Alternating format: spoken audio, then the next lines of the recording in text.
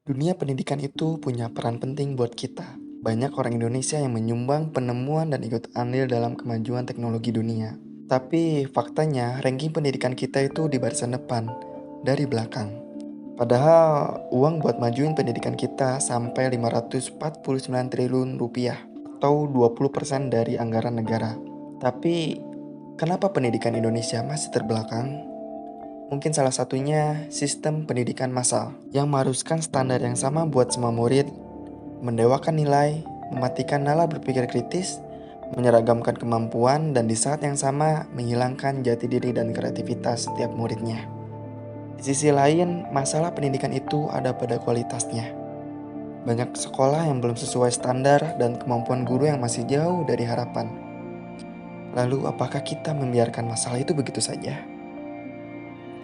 Tentunya tidak.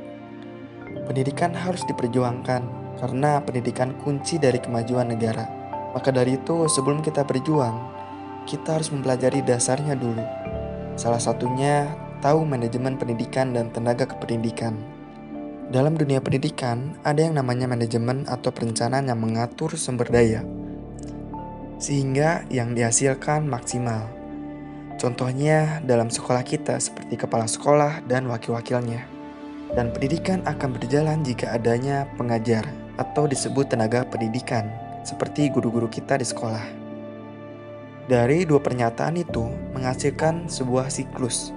Siklus inilah yang kita gunain dan terus berulang-ulang sampai sekarang, yang kita namakan siklus pengelolaan tenaga pendidik dan tenaga kependidikan. Merencanakan yang cocok untuk para calon guru, lalu ngelakuin rekrutmen, menempatkan sesuai kemampuan, membina, mengembangkan karir guru, kesejahteraan dan penghargaan atas pencapaian. Dan yang terpenting, evaluasi kinerja. Karena kita dapat mengupdate dan memperbaiki masalah yang ada. Dan yang terakhir, pemberhentian atau pensiun. Terus kembali lagi ke awal dan terus berputar. Itulah siklus yang kita jalani tiap tahunnya. Sekarang kita tahu sedikit dari manajemen pendidikan dan tenaga kependidikan. Moga aja bermanfaat dan sekian, terima kasih.